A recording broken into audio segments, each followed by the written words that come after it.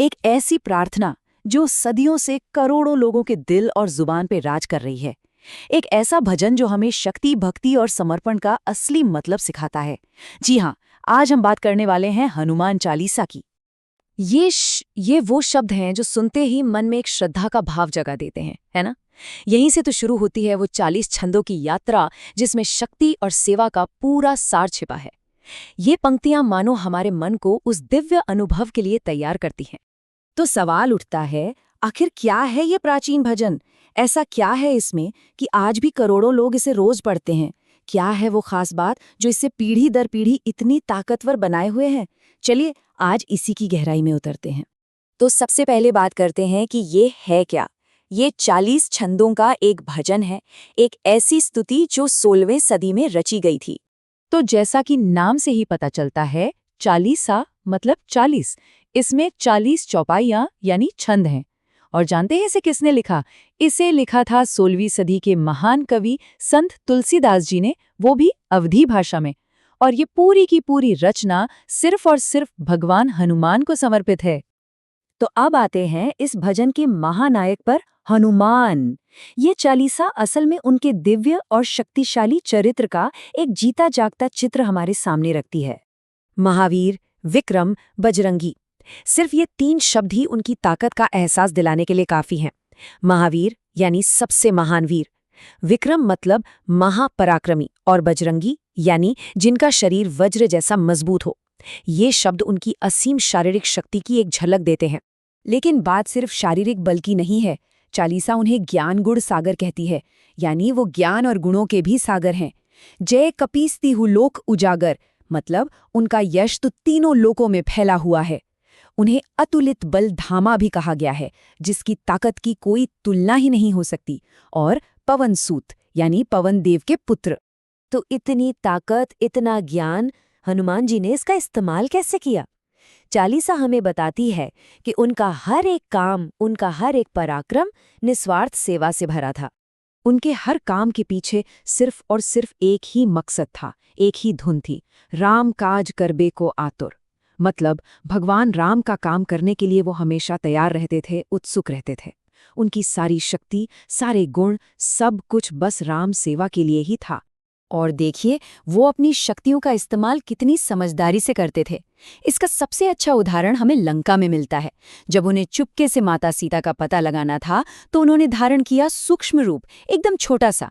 लेकिन जब दुश्मनों से सामना करने की बारी आई, तो वही हनुमान विकट रूप यानी एक विशाल और भयानक रूप लेकर पूरी लंका को ही भस्म कर देते हैं। चालीसा में एक ऐसा प्रसंग भी आता है जो शायद सबसे ज्यादा मशहूर है। एक कहानी एक ऐसे मिशन की जहां किसी की जान बचानी थी। और ये कहानी उनकी भक्ति और शक्ति दोनों का एक बेजोड़ संगम है। हुआ यूं कि युद्ध में भगवान राम के भाई लक्ष्मण बुरी तरह घायल होकर मूर्छित हो गए। तब हनुमान जी को भेजा गया हिमालय जीवन बचाने वाली संजीवनी बूटी लाने के लिए। अब सोचिए, वहां पहुंचकर वो उस खास जड़ी बूटी को पहचान नहीं पाए। तो उन्होंने क्या किया? उन्होंने एक पल भी नहीं सोचा और पूरा का पूरा पहाड़ी उठा लाए। जैसा चालीसा में लिखा है, लाए सजीवन लखन जी आए। उन्होंने संजीवनी लाकर लक्ष्मण के प्राण बचाए। और इससे श्रीराम कितने खुश हुए होंगे, इसका तो हम अंदाजा ही लगा सकते हैं। तो ये तो हुई भगवान राम की सेवा की बात। लेकिन जो लोग चालीसा पढ़ते हैं, उनके लिए हनुमान क्या है? चालीसा बताती है कि वो सिर्फ राम के सेवक नहीं, बल्कि अपने भक्तों के, हम सब के रक्षक भी हैं। इस भजन को पढ़ने वालों को कई तरह के आश्वासन मिलते हैं, जैसे कि संकट ते हनुमान छुड़ावे, मतलब हनुमान जी हर संकट से बाहर निकालते हैं। ना से रोग हरे सब पीरा, यानी उनका नाम जपने से सारे रोग और पीड़ा दूर हो जाती हैं। और यहाँ तक कि भूत पिशाच निकट नहीं आवे, मतलब कोई भी बुरी शक्ति पास नहीं फटकती। और बात सिर्फ सुरक्षा की नहीं है। चालीसा में एक बहुत बड़ी बात कही गई है, अष्ट सिद्धि 9 निधि के दाता। इसका मतलब पता है क्या है? इसका मतलब है कि वो अपने भक्तों को 8 तरह की महान शक्तियां और 9 तरह के दिव्य खजाने भी दे सकते हैं। तो आप सोच रहे होंगे कि ये अष्ट सिद्धि और नवनिधि आखिर हैं क्या? देखिए, हिंदू परंपरा में इन्हें 8 महान अलौकिक शक्तियां और 9 दिव्य खजाने माना गया है। और चालीसा के अनुसार हनुमान जी के पास ये सब देने की शक्ति है। क्यों? क्योंकि उन्हें खुद माता सीता से ये वरदान मिला था। तो अब जरा सोचते हैं इसकी विरासत के बारे में। आखिर ये भजन इतना खास क्यों है? असल में ये विश्वास और शक्ति का एक ऐसा संगम है जिस पर समय का कोई असर नहीं हुआ। सिर्फ 40 छंद, और इन 40 छंदों ने सदियों से करोड़ों लोगों की जिंदगी में एक रोजाना आध्यात्मिक आदत की जगह बना ली है। शायद इसकी ये खूबी कि ये छोटा है, यही इसकी सबसे बड़ी ताकत है। तो आखिर में चालीसा इतनी लोकप्रिय क्यों है?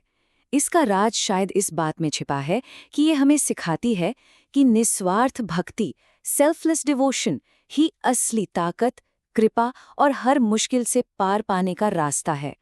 ये हमें बताती है कि सच्ची शक्ति सेवा और समर्पण में ही होती है।